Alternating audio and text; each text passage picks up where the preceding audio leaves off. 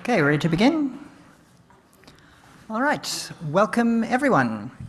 My name's Dave Dawson and I'm the Senior Communications Coordinator at the APNIC Foundation, and I'd like to welcome you all for joining us here today. Today we're celebrating the 11th Information Society Innovation Fund, or ISIF-Asia, and we're looking at 9 awards that we'll be giving away today. But before we dive into the proceedings, I'd like to take a moment to offer our condolences on the recent passing of the Maori king. I'd just like to reflect for a moment before we resume the proceedings.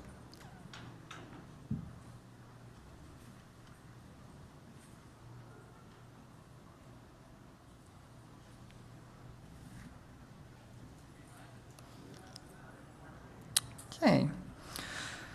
So ISIF-Asia is the Grants and Awards Fund of the APNIC Foundation.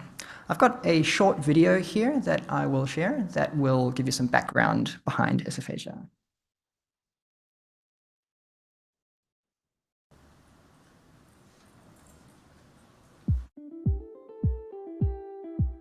In 2016, the United Nations declared internet access a human right.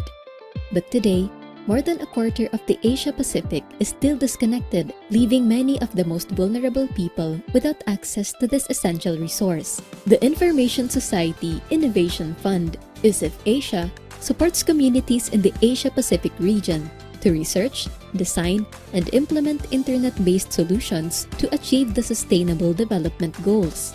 ISIF-Asia achieves its goals through grants and awards to projects that contribute to internet development from a technical and operational perspective in 3 key areas: infrastructure, inclusion, knowledge. The infrastructure program aims to increase internet speed, reduce maintenance and operational costs, improve reliability and/or security. ISIF-Asia infrastructure projects have ranged from innovative satellite connection research through to smart villages and the establishment of networks to serve remote communities. The Inclusion Program pursues the goal of meaningful and equitable access to the Internet for all. It focuses on availability, bringing the Internet to places with limited or no access. Affordability, helping bring down the costs of internet access for disadvantaged areas. Accessibility, boosting the adoption of standards and technologies to help people with disabilities online. Diversity, increasing representation in the internet industry among women, LGBTQI+ people, and other underrepresented groups. The Knowledge Program supports training and research projects that develop technical capacity and/or research around internet network operations. ISIF-Asia knowledge projects have ranged from cybersecurity research through to training in technical best practice.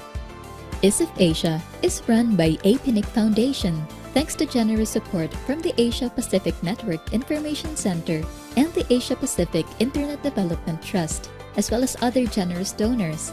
To get in touch, contact the foundation. Okay, thank you. So, ISIF-Asia also gives out awards, and today we're here to recognize some great work being done, specifically in the Pacific region, as well as New Zealand and Australia. Now, we have 3 categories today. Our first category is for outstanding research in digital development. So, our first awardee is Victoria University of Wellington in New Zealand, and that is being accepted by Professor Winston Sayre. Right.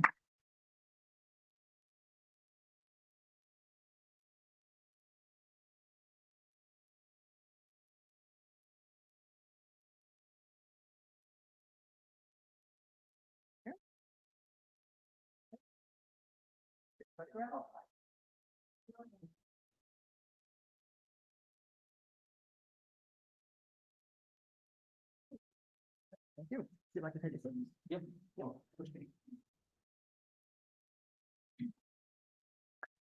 All righty, we'll have a discussion shortly, so I'll bring up our next awardee as well. So our next awardee is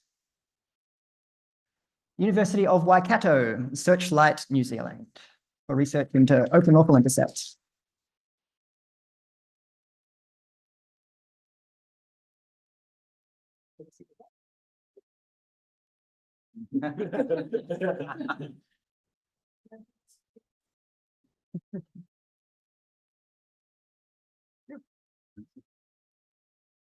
Okay. And our third awardee is the University of Newcastle in Australia for their research into software-defined networking, and that's accepted by Professor Vijay Varadajan.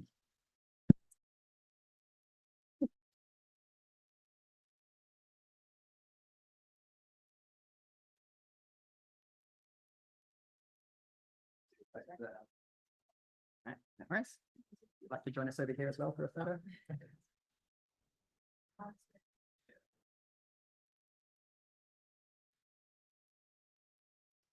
Thank you.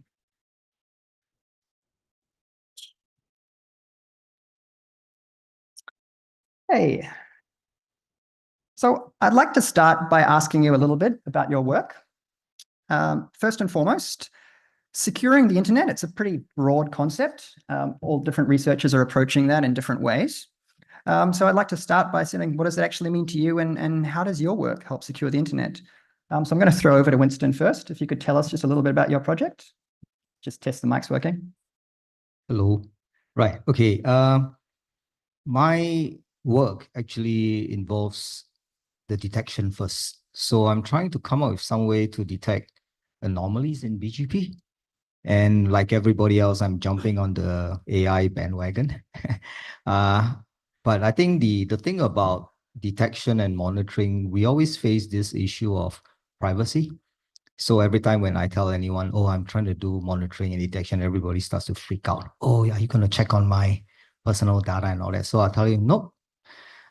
Basically, what we're doing is that we're just grabbing BGP updates. Then we build a network graph out of that. And then we try and do smart things out of it. And after that, we feed it to AI, and hopefully AI comes back smarter than us. So ultimately, well, I'm pretty old, but ultimately, I still hope that, we can put everything into a little box that then we can sell it to like network providers, and they plug it into their routers. And hopefully I won't have to work after that. And I'll get a nice retirement income from there on. Okay, thank you. So next up, same question over to you, Richard. So our work is with lawful interception. Really, it comes out a lot of work for network monitoring that's been used quite widely for cybersecurity. But the OpenLI project really is a tool for working with police forces for criminal investigations. So we're really more about protecting the societies that the internet serves and the internet users within them. And we also help operators with a lot of practical issues around implementing and deploying that. Okay, all right, thank you. All right, and over to you, Vijay. Yeah, look, what's happening with the internet is we are adding more and more services, more and more applications all the time.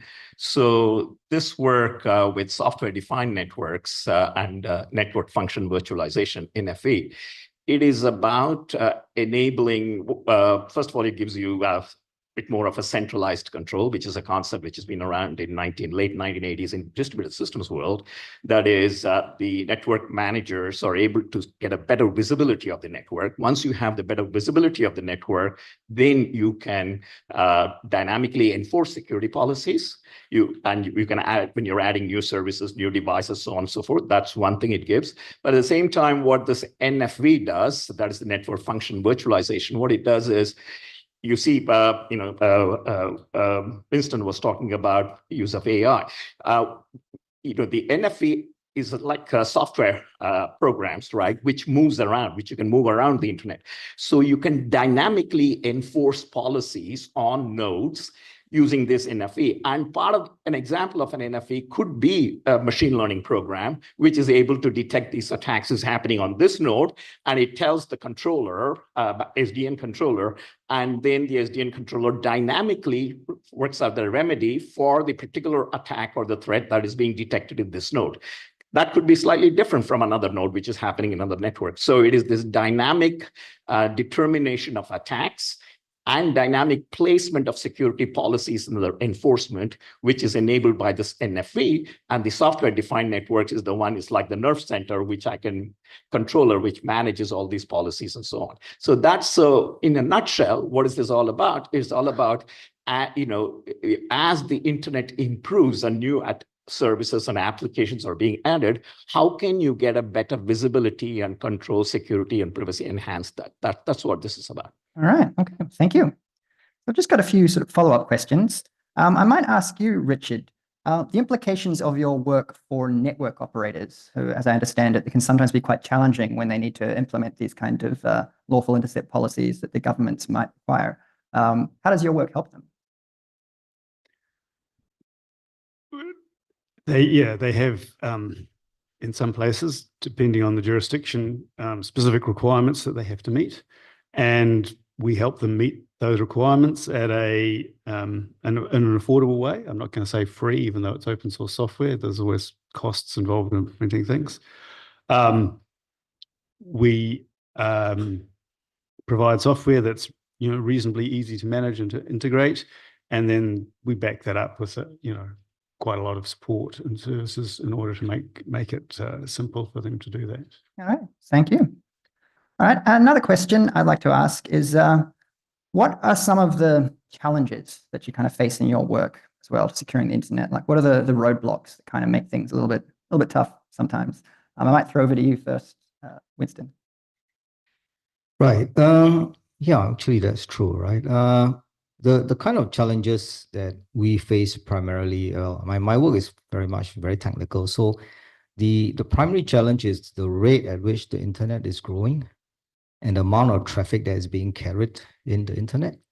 So, I probably have been watching lots of dramas, medical dramas, and even now, when you see a doctor, well, not necessarily in New Zealand, they'll say, oh, go for a CT scan, go for this scan, go for that scan. So in medical science, doctors are so lucky, they can scan your whole body, and they can sort of diagnose and know what's happening to you, right? I'm hoping that we can do something with the internet.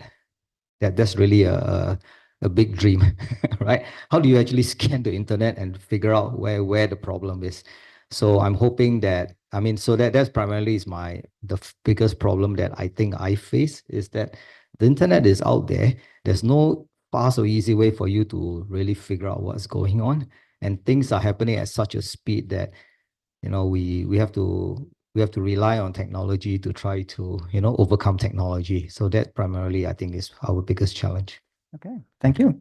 And the same question over to you, Vijay, as well.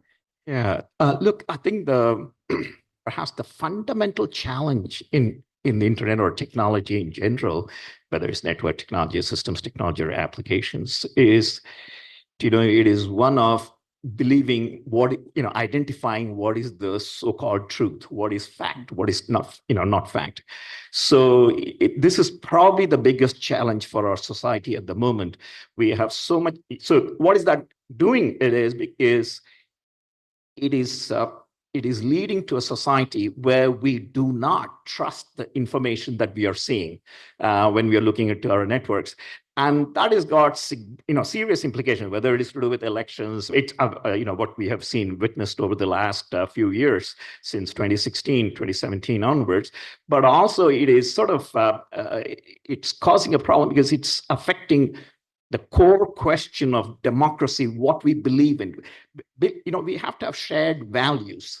And this technology with internet, what it has done is it has raised some fundamental questions on the shared values. We are not sharing the same values, sharing the same facts. And when this happens, this results to fragmentation. And when you have fragmentation, this leads to breakdown of whole systems that we have developed over centuries. So to me, on the one hand, yes, technology like internet has got a lot of positive things, whether it is educating, disadvantaged people, societies, and bringing information to your fingertips, enabling you to make decisions. Accurate, reliable decisions. Whether you want to go to the beach or whether you want to invest $1 million in a share, all that is positive. But they are only positive if we are able to believe, what the information that we are reading over the internet or seeing that. And now, increasingly, that is the challenge. Well, there are some technological solutions, but unfortunately, as of now, nobody has the solution which is practical as of now. Whether you look digital fingerprinting, watermarking, trusted authorities, all sorts of solutions are around, but currently we don't have the right technology. For instance, take AI. All these, there's machine learning, deep learning algorithms, right? We can always cheat them. At this moment, it is possible to cheat AI. Deepfakes at the moment are not well. Audios are excellent. They are very difficult to differentiate. Images are fantastic, but videos are not there yet. But given another 5 to 10 years, you will be seeing videos which are pretty, they look very sophisticated. You won't be able to tell the difference between what is truth and what is not true. So to me, that's the biggest challenge we have. And in terms of my area, this is an intersection of the work between cybersecurity and AI. That's one of my key areas of research. Okay, all right, thank you. For this next question, I'll try something a little different here. Imagine you had a lot of resources, fairly unlimited resources at this point, to kind of throw at these problems that you're seeing. So I might ask you first, Winston, if you had suddenly kind of a blank check to work on these security issues that you're working on now, what would you do? What would you like to see? Right. That's a very good question. If I have lots of resources, lots of money, I'll retire. That's a good answer. Right. Okay. So I think the thing about the internet, it is what I consider ubiquitous. So what I need to do, for a start, would be able to sort of to put these little boxes that I'm hoping to develop, right, everywhere in the world, and then get them to talk to each other. But then the issue comes with, how do you actually secure them again? Because, they're open to being hacked and all that kind of stuff, right? So, yeah, if I have resources, I think the one thing that I really want to do, which I still have no solution to, or, have the faintest idea to working on that, is to come up with something like, some scanning technology like what the doctors use. That's what I really want, so that I can have a full picture of what's going on in the internet and how to fix problems faster than the problems, how should I say, emerge. Kind of improve diagnostics. Yes, that's correct. Okay, all right. How about you, Richard? Where would you send resources to if you had a lot of them all of a sudden? For me, it comes down to the people, right? The problem, the tools are great, but if you haven't got people configuring them, installing them correctly, or monitoring them, or investigating the issues that arise, then it doesn't achieve anything. And so for me, if you want to improve cybersecurity, you'd spend your resources on bringing people into the industry to be who are enthusiastic and giving them the time to deal with the issues that arise. We deal with network operators all the time, but they always have to have a big list, and they have to prioritize, and things fall to the bottom of the list, and those things can cause problems and catch up with them eventually. So it would be about improving the number of people and the time they had to deal with issues. Okay, fantastic. Thank you. And over to you, Vijay. I think the biggest area I alluded to was this digital fakes or deep fakes, but that is an interface between people and technology. It is not a technology issue on its own, but it depends on how easily the people can be duped, right? So there are mental models, trust models, psychology models. In fact, when it comes to trust, technologists are pretty much late in the game. So the philosophers, sociologists, and psychologists have got far ahead. So in some sense, if I had a clean, sort of a huge budget and a clean white sheet, where I would start is the interdisciplinary approach to understanding our beliefs. How do we do that, and how it is encoded in the internet to address this, the deepfake problem, or what is truth in the digital space. You see, in the digital space, we all know that each one is an audience as well as an author.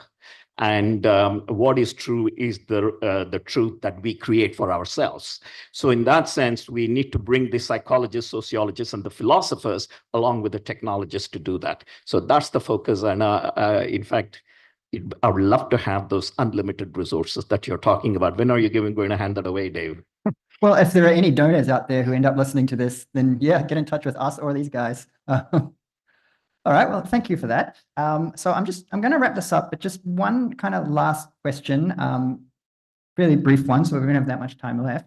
Do you have any calls for action, the internet technical community, things that you think other people in the technical community should be doing, anything they need to be doing better or things like that? Anything, if you could say, we'd like some help with this, what would you say just quickly? We can start with you, Vijay. Yeah, I think one critical piece of our call to action would be to educate the policy developers in the government organizations and in community organizations, understand the implications of the technology that we have developed or that we are developing, and educate them so that they can, make informed decisions. I'm not quite sure better decisions, but at least informed decisions. And that's what is critically missing for some of these huge problems to be solved. I think, yeah. Okay, thank you. And over to you, Richard. I'm actually going to go with Vijay. I think better policy at the top level would be a wonderful thing. Yep. All right. Fair enough. And over to you, Winston.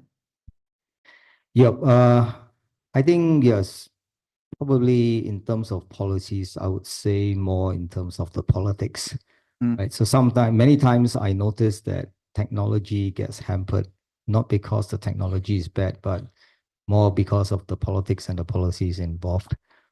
Yeah, I still remember many years ago when I attended the IETF meeting, somebody came out with a T-shirt with 9 layers in the protocol stack.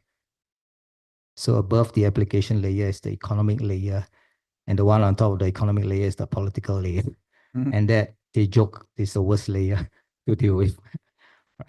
Right. Okay, fair enough. All right. Well, I'd like to thank you all for joining us today. And yeah, you're welcome to join your seats. Much appreciated. Oh, yes. But please stay in the room. We want to get a photo at the end of all of our awardees. All right. So I'd like to introduce the APNIC Foundation CEO, Raj Singh, who will be introducing the next category of awards. If you'd like to join me up here on stage. So we've got 5 awardees in this next category. So I'm going to pass to you.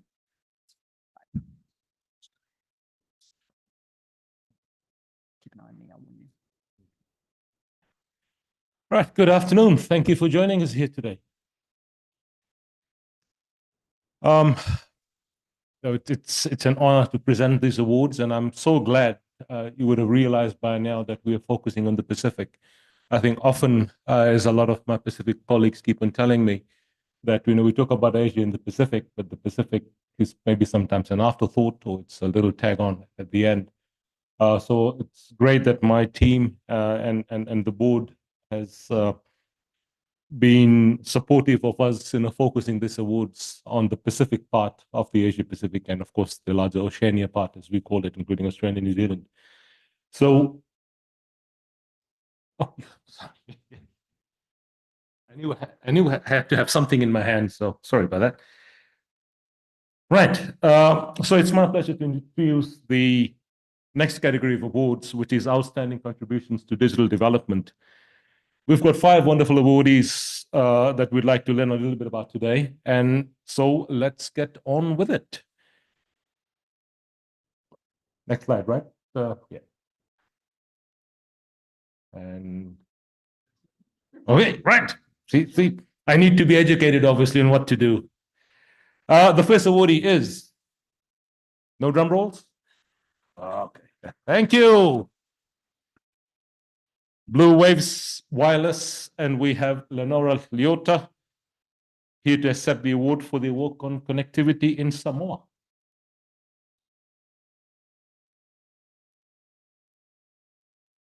You could join us up on stage, please, Nora. And I understand we need to look that way for the photograph.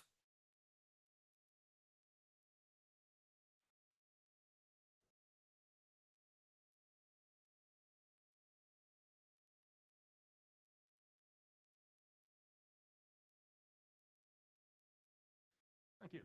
Please. Our next awardee, drum roll, please.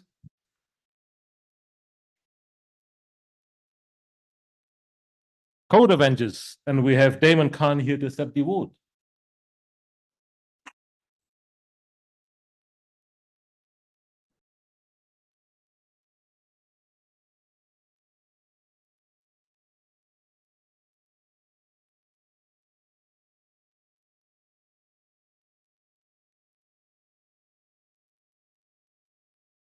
So there was mention of AI in the previous little session. So this bit could have been done by AI, right? We could have.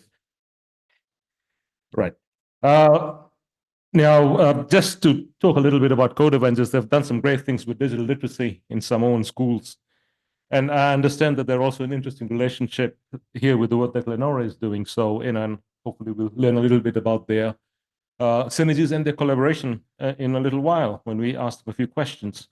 Our next award is, drum roll please, thank you, Sir Tonga. And we have Esau Tupo here. He chose the right moment to be outside. It's 2 minutes of fame. Yeah, so we'll move on to the next one whilst so joins us. And just to explain what they did, of course, this was to help protect Tongan users online, which I think, again, we've acknowledged that cybersecurity is a major, major issue. Next award, and again, my drumming team. Boom! We have Lubu Falanru, and I hope I didn't spoil how to pronounce your name, sir, here today all the way from Micronesia. Thank you for joining us. Lubu, please.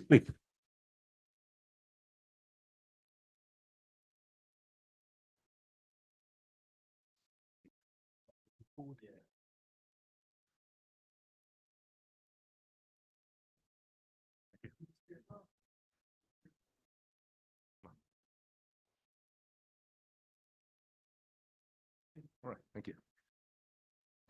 So could I please get you to come and join me so I can officially present you the award?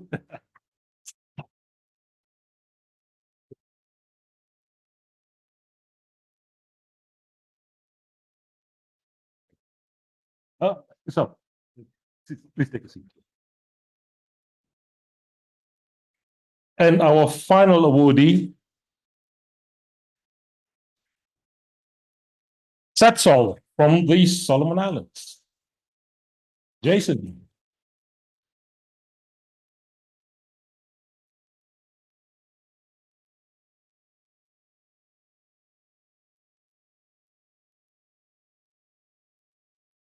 Thank you for your work connecting the Solomon Islands, Jason. And please, a little bit closer here. I've got that worked out.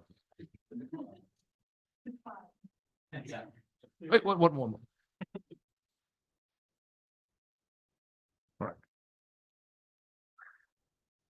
Right. Thank you very much. So these are our 5 wonderful awardees. Another round of applause for them, please.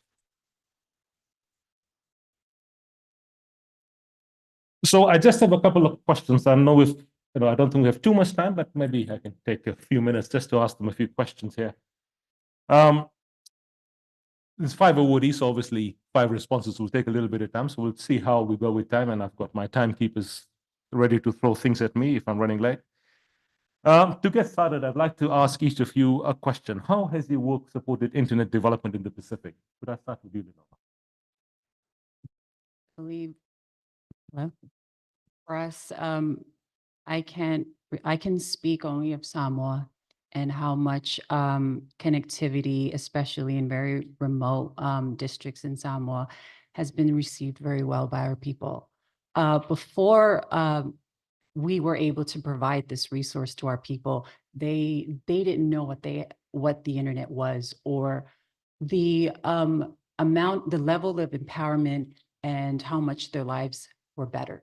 When you don't know something or what it can do to your life, you really don't have any intention of knowing. But once we introduce the internet and gave people the ability to tap in and be connected, it was like this whole world opened up for them. And these are people in very rural, remote areas of Samoa that otherwise had absolutely no access to the internet.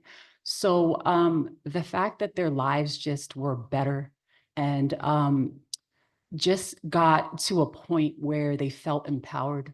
And then the district leaders got involved. I think that was the most empowering thing, is that our district leaders saw how the people in the community, the kids, were exposed to the internet and how much it just made their lives more convenient, cost effective.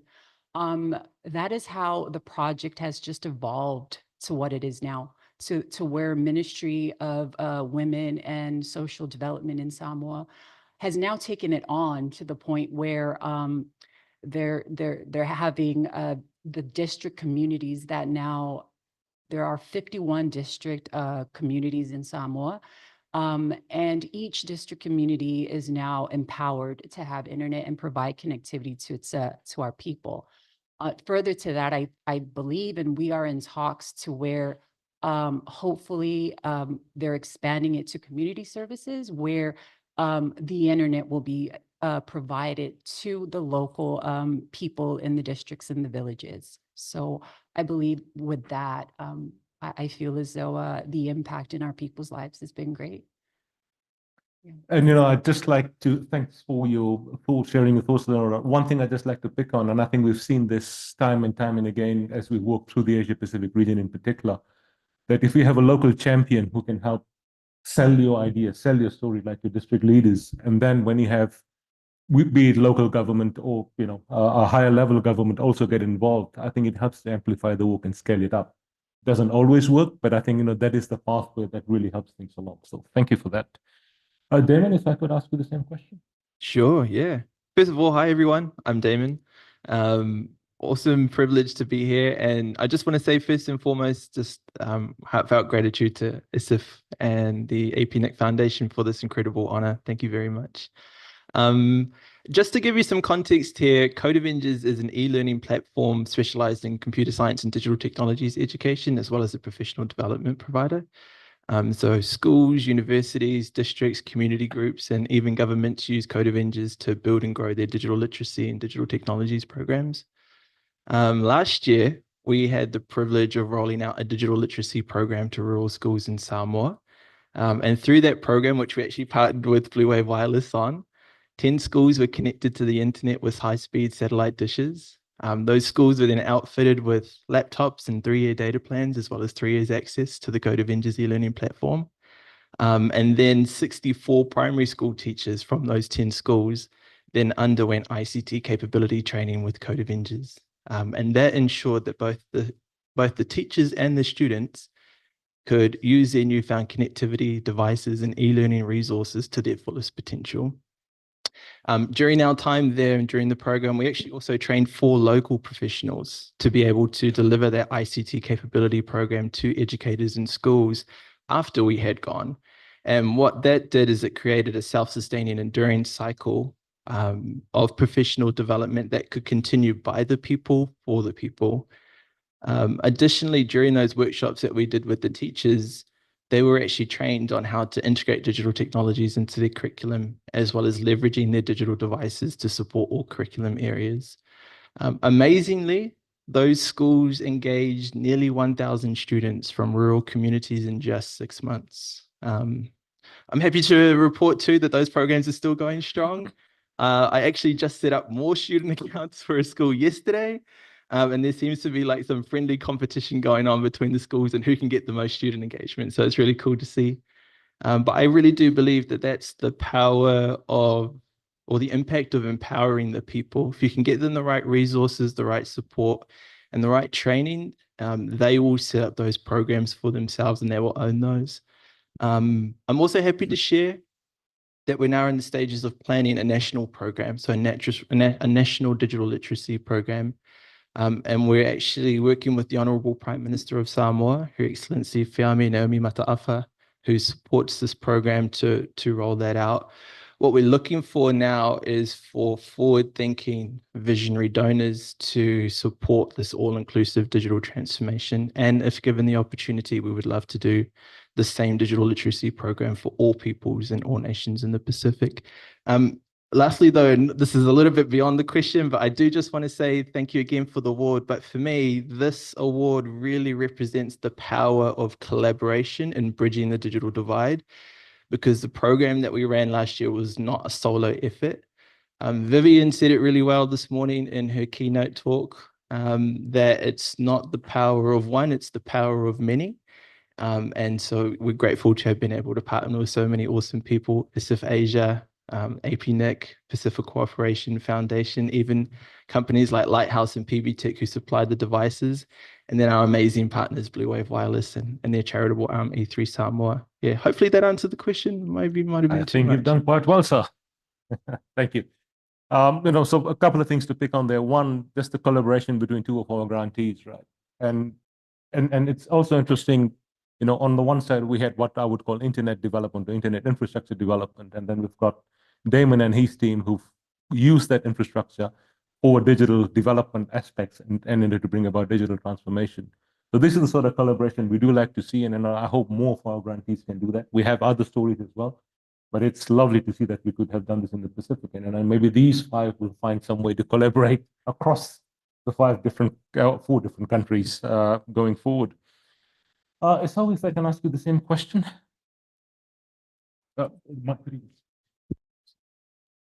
Sorry, can you say the question again? How has your work supported internet development in the Pacific? Thank you very much. First of all, I'm very grateful for this award, and there are 2 special gentlemen here. I want to acknowledge them, Clay and Natalie. They really assisted in forming the CERT Tonga. First of all, as I understand that when the submarine cables reach the shores of the Pacific, especially the Kingdom of Tonga, that means fast internet, and you have instant access from anywhere, anytime. And our current Prime Minister at that time, he was the Minister for ICT. He had the vision that with these opportunities, there will be challenges coming.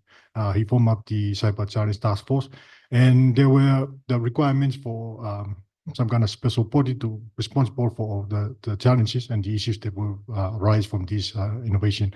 So from my understanding, like when you have the conventional war, you know your enemies, but then now that the enemies are asymmetric, you don't know who your enemies are. So we need some kind of special forces to be there. Like, who do you call when there's a fire? You call the firefighters. Who do you call when there's a crime? You call the police.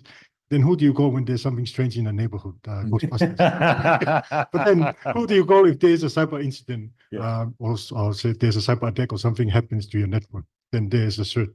So that's, I believe, that's one of the reasons why the Tonga Computer Emergency Response Team was created. So even though we're small team, we started out small. I understand there was a initial initiative with the PEC CERT, whatever happened there. So, but then they form up the CERT Tonga, and we hope to make sure that the internet is safe for our small kingdom as well as the citizen, and also working together in the region and the global for making the internet safe. Thank you. Thank you. And just to emphasize the setup of the Tonga CERT, sometimes, I don't know, my friend Adley will be happy to talk more about this, I'm sure, afterwards, if you want to know more about CERTs and things.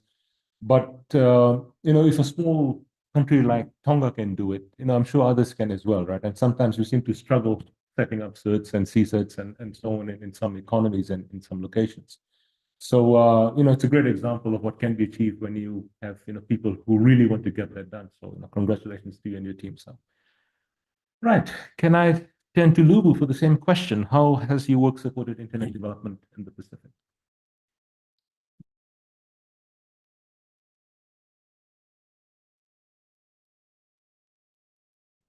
First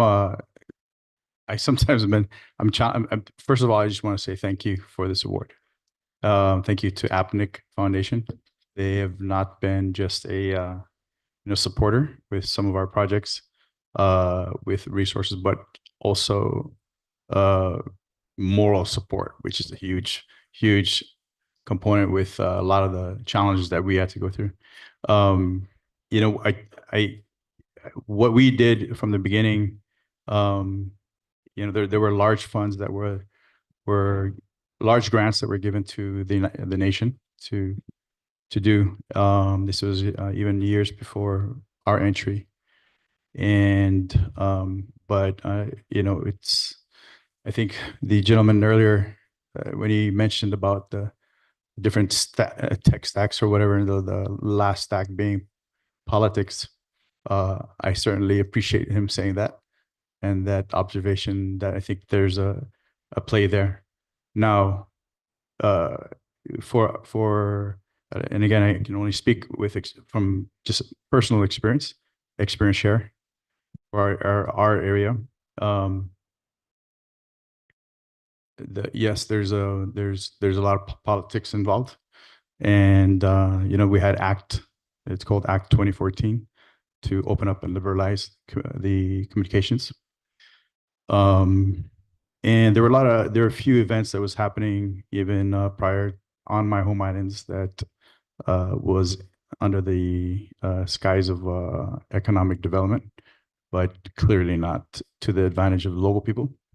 And we're all familiar with that path.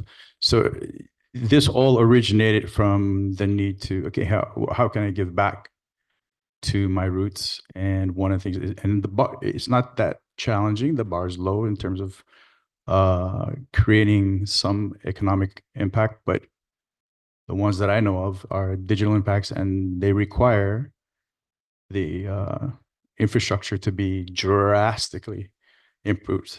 Even though there was fiber, for whatever reason, it was not what you would expect from fiber speeds. So when we, to add to, you know, this war doesn't belong to me.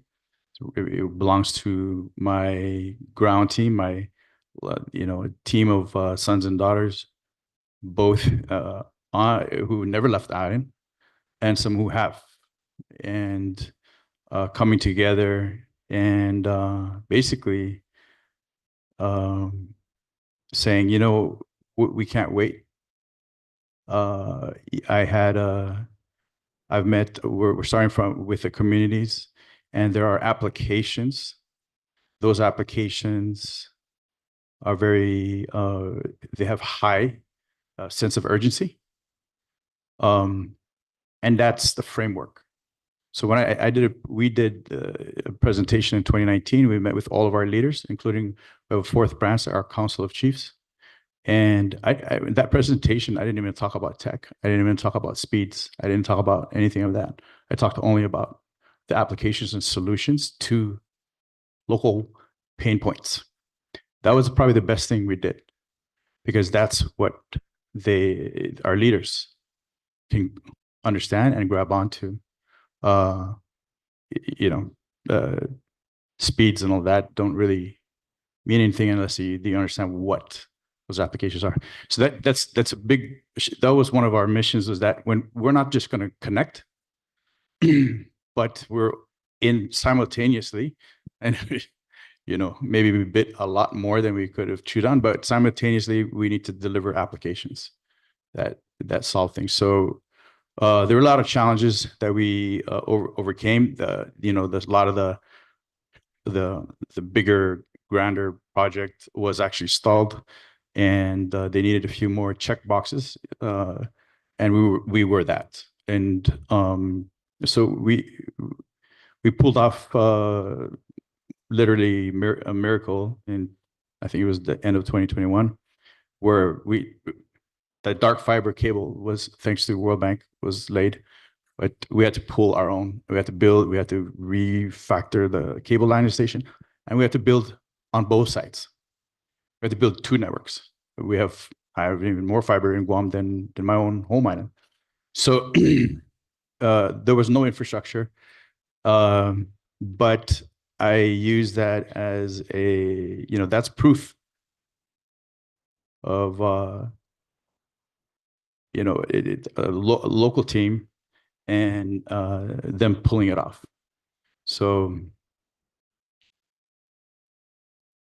I'm not sure why I got the award. I think I really do.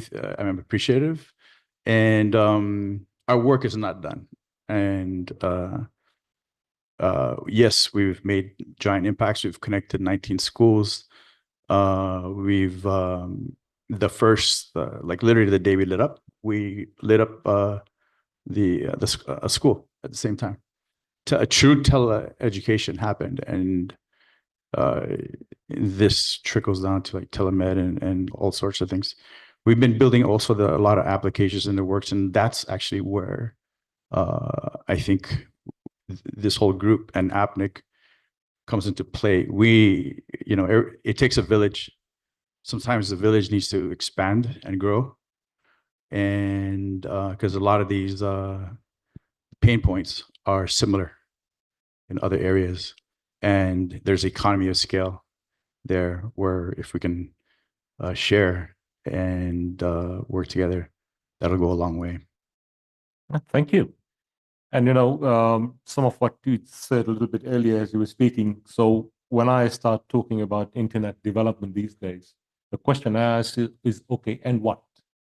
And I think once you start answering the and what question, things start to flow through, right? Just convincing your a council of chiefs, for example, or for government or anyone else. I think, you know, in a lot of circumstances, this talking that you need connectivity, you need internet, or you know what speed or what bandwidth, that gets lost on some people, right? But if you can say, and what, and this is how it's going to change your life or change the life of people in the community, it really makes a difference. So thank you for all your work. Thank you.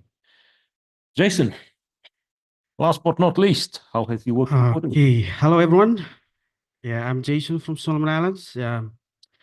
Every one of us here in this room, I think we are a game changer for internet development in Pacific. Yeah.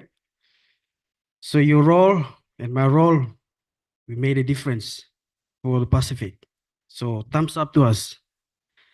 So yeah, from on behalf of ISP company, I would really like to thank everyone and APNIC board and everyone for this award. This is a big breakthrough for our ISP company. Well, I strongly believe that how we or our work contribute to the internet development in the Pacific. I will refer back to this project that we did. It is a game changer for Solomon Island, and I believe for other Pacific Island countries. Because what we did is we targeted the remote places in the Pacific Islands that have lack of internet connectivity. So I would say how our work developed the Pacific or back to my country, we bring internet connectivity right to the heart of the village. And yeah, changes happen. Thank you. Thank you. And you know, and I hope we keep on bringing about the change, because you know, as one of our fellow panelists just said, there's still a lot of work to be done, right? It's not over till it's over. So thank you very much. I am mindful of, I've got 5 minutes. All right, thank you, Dave. So maybe Damon, you talked, I think, about skill gaps, right? You thought you were done, right? And I think you mentioned something about training people locally, if I remember correctly. So can you comment on upskilling locally as opposed to bringing in experts? Yeah, Parachute absolutely. consultants, as I call them. Yeah. No, totally. I think it's a matter of is it's leveraging external expertise to train local professionals. The trouble is if you come in and you have all of the expertise and all of the knowledge, what happens when you leave? You know, where does that knowledge go? Does that go with you? For true change to be possible, it has to be grassroots. And so we understood that going into this project that we needed to work with people that were part of the people. And that's where Blue Wave Wireless came in and E3 Samoa, so that we could train them to then train the people. And then that's when ownership comes about, because the people begin to own it, because it's from their people, they're building it, they get to put their mark and their stamp and their culture on it. It's been really cool being part of the conference this last week in PAC IGF, because it's It's interesting hearing about some of the different programs that are already going on in the Pacific. There's something really interesting that came out in one of yesterday's forums, and that was, Sarai said this, there's a lot of duplication going on. And there's a lot of people working with the best of intentions to solve the same problem in silos. So a lot of things are going on that are happening in all about the Pacific. So it would be great to leverage some of this expertise that already exists within the Pacific to start working together, collaborate to solve these problems collectively. And it was interesting, I heard a comment after that was made about the silos, and someone said, we need better collaboration. And I think that's the key. So when I was thinking about that, an acronym came to mind, ICT, so 2 words in particular, information, communication. I feel like there's a lot of information that we already have in the Pacific that we can leverage to train people locally so that that naturally propagates out. Yeah. Okay, thank you for that. And speaking of collaboration, so Isa, if I can just very quickly turn to you. Running something like a CERT is very difficult without collaboration. It's not just local, but you have to, of course, have counterparts overseas where you may be fed information with and so on. So how has it been in your experience that collaboration, okay, within the country, fine, but how about outside the country? How has that worked out for you? Thank you. I would add on to what Damon was saying with the ICT, information communication and technology. So for myself, as a personal code, I would fight for communication and information. Technology comes after, but these are 2 things that I would fight for. So collaboration in the region, as we are part of the Pacific Cybersecurity Operational Network. So we share information with the other CERTs in the region, as well as other cybersecurity agencies. Also, globally, we just become a member of the GFC, or Global Forum Cyber Experts. We've been a fellow with the first for 3 times now, 3 years. We're hoping to explore and get more engagement, as well as any opportunities for training and raising the awareness of cyber security, and also working with the Council of Europe for the cybercrime. So there's lots of engagement, and we are happy to engage and share more knowledge and share the security and the law within the region as well as globally. Thank you. Thank you. Okay, I'm being told time is up, so I think we'll have to stop there. Thank you once again. Again, a round of applause for our woodies and the great work they do in the Pacific. Could I ask our photographer to just take a group picture of the 5 woodies? Is that possible, please?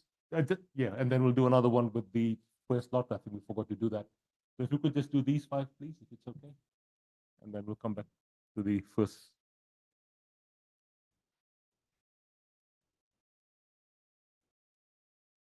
Oh. Are you okay with lighting? Because they said, oh, you're in video. Oh.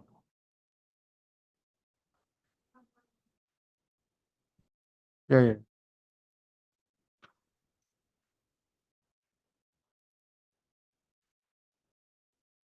Yeah, could you all stand up, please? Yeah, thank you.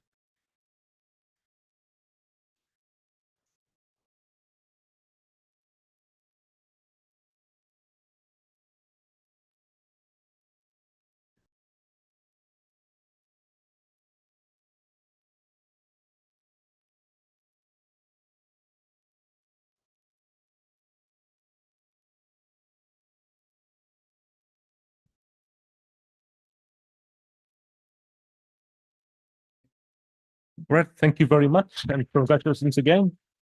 For the final category, I will pass along to my colleague, Sylvia Cadena, Head of Programs and Partnerships at the APNIC Foundation. Sylvia, floor is yours. That's the clicker. Thank you. Good afternoon, everyone. It is my great pleasure to introduce the next category of the award of the ACIF Awards, the Outstanding Community Service, for a very remarkable individual that I have the honor to work and annoyed for the last many years. His name is John Brewer from Telco 2.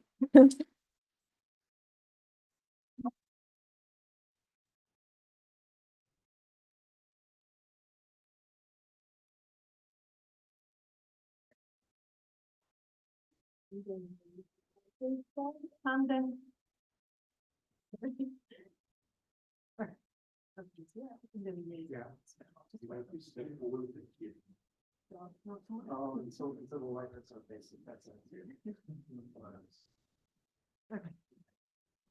Yeah. All right. Give me a hand, eh? There we go. You're with him.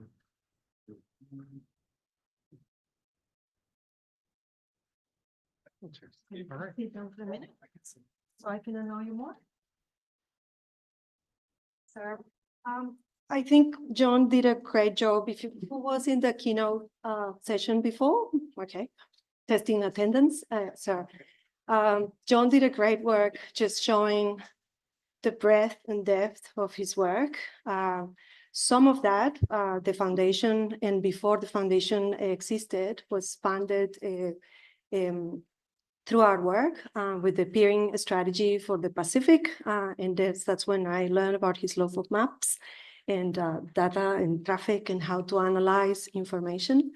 And then if you search on our website, you're going to see his name in projects in Bhutan, projects in Indonesia. And if you start looking a little bit wider and you go into a Google search, you're going to find his name in research papers, policy papers, spectrum analysis documentation, in WhatsApp groups all over around helping people that are deploying community networks and also academic networks to solve problems from electricity all the way to how to deal with the regulator. So I cannot think about a better person to represent what community service means. I don't know if we can have a show of hands of who has asked him a question and he has not responded.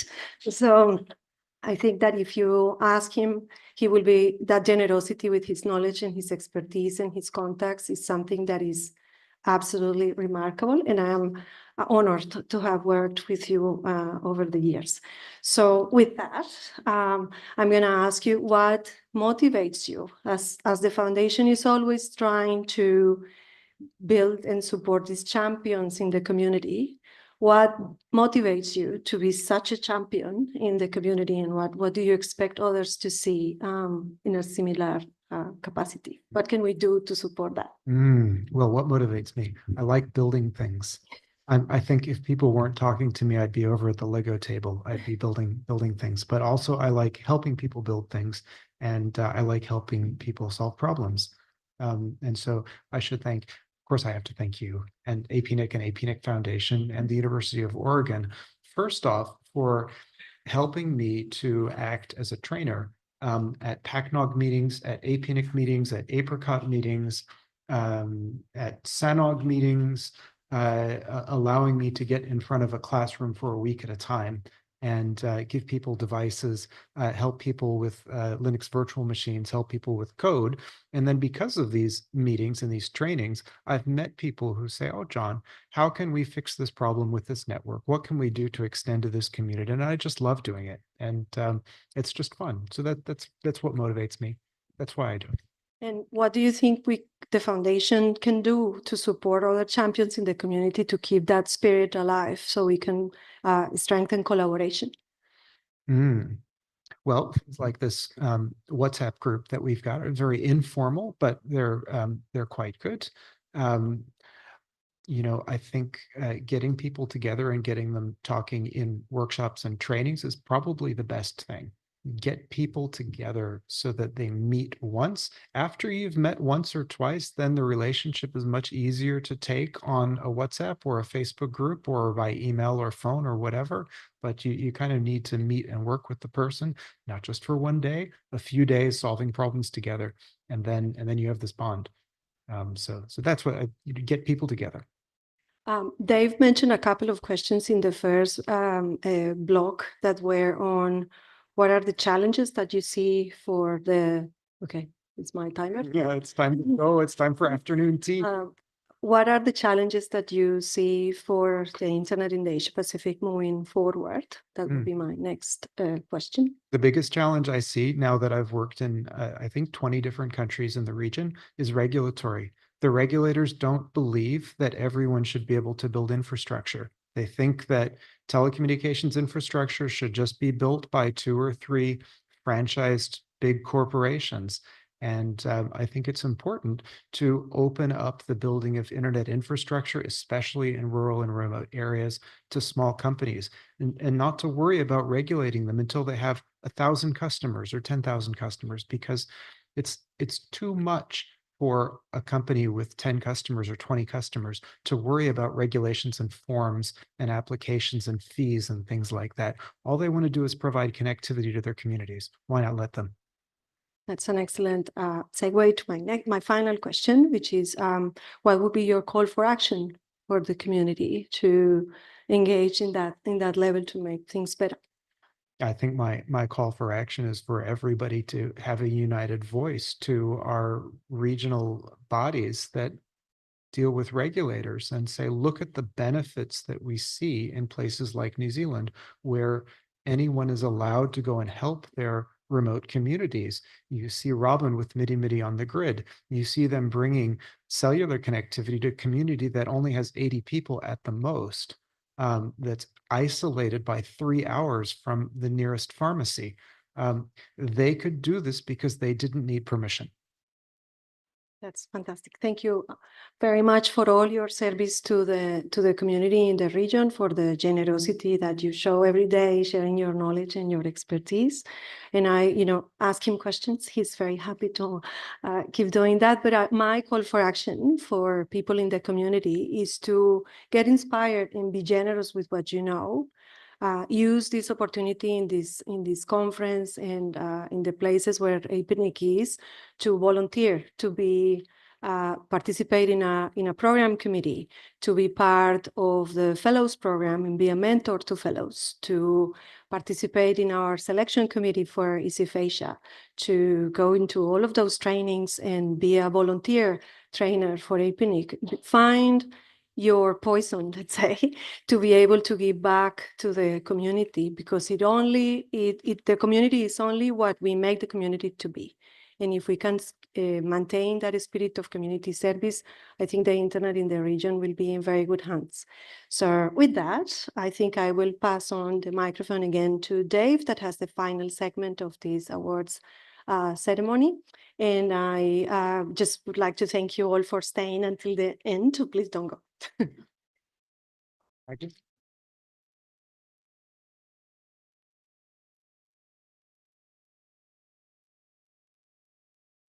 Hey, thank you, Sylvia. So I'm just going to move past the Q&A section because we've got a few time issues here. But if you didn't get time or you wanted to know more about the projects that you've been hearing about in this session, you can visit the APNIC Foundation booth at these different times, and you'll see that the awardees that we've had here today, they're going to be up there at those different times. And you can also, if you're not sure about those times or you can't remember, or take that note now, just stop by the foundation booth and we can let you know when the different groups will be there. So you can come by and have a chat and get to know more about the work they're doing. You can also grab some cookies and things like that, yes. We do have one last section that we'd like to do. So I'm going to bring up on stage at the moment our CEO again, Raj Singh. And we've also got a foundation board member here, I believe, Jeremy Harrison. Are you here in the room? All right, I'm going to hand over to the two of them for this next section today. Thank you, Dave. And John, congratulations. Can I ask all our awardees not to leave yet, please? We need to do a photo session before you all go on to next things. But before we do that, so Jeremy Harrison, by the way, is on our board of directors with the foundation, and we're fortunate that he's here in Wellington. So I thought I should call him on board, and because after all, I want to pay a raise at some stage. So there's one last bit. As some of you may be aware, my good friend Sylvia is leaving the foundation. And we thought we'd take a little look back over the years of how she used to look, how she looks now, and all the work she's done, all the people she's worked with. And I think I can safely say for most of us, if not all of us, she has been a colleague, a friend, a mentor, and someone to sound things off. I don't know, I've known her for some 20 odd years, and we've done all sorts of stuff together. And I think similar stories are probably with most of you in this room here. So, Jeremy, I think you want to say some things on behalf of the board.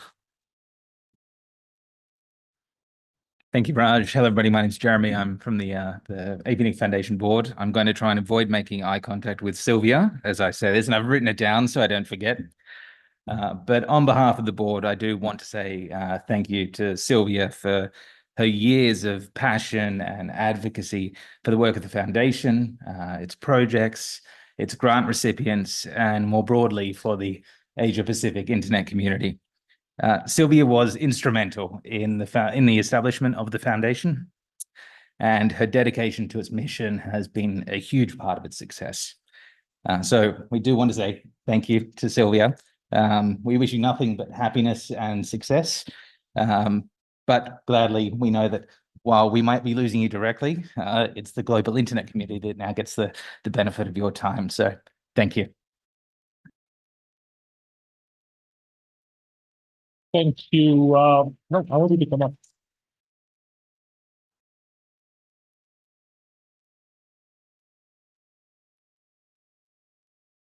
So we've got a little gift for you here in Wellington, Sylvia, on behalf of the team and for all you've done. A little memento of Wellington and New Zealand.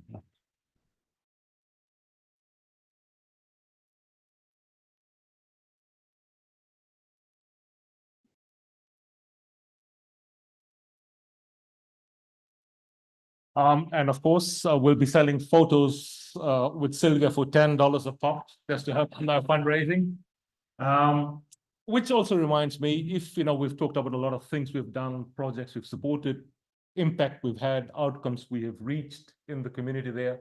If you and your organization or someone you know would be happy to support our work, please get in touch. We can't do that without partners and donors and funders and supporters.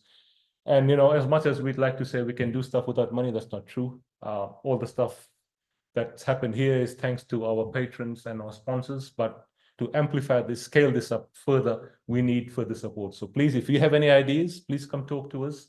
It might not be you or your organization, but it could be someone out there that who could help us scale up and amplify our work further. So with that, thank you very much once again. Thank you for joining us here. Congratulations to Sylvia for outstanding service once again. Congratulations to all our awardees who have been inspired by Sylvia as well, of course, I can safely add. And if I could get our awardees up to the front again. Ben, where do you want them? On the side here? Please, awardees, please, we need some group photos. And maybe Sylvia and Jeremy, if you could join the awardees as well, please, with the group. Yeah, so it'll be there, I think, where they were. You want them down? Yeah, yeah, it's going to be down. The lighting. And that's how you can get in touch with us.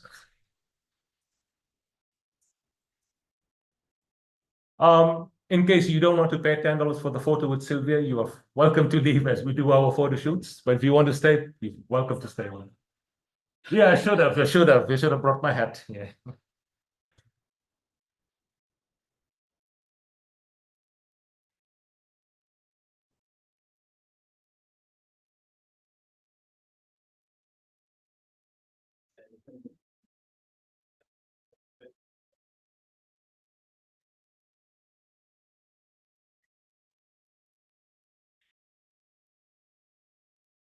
And that concludes our SFAsia Awards for 2024. Thank you everyone for joining us.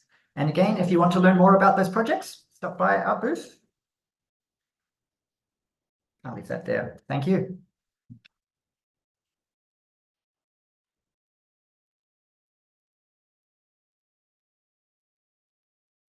I'm not going out to where the music's too loud and where the people surround me.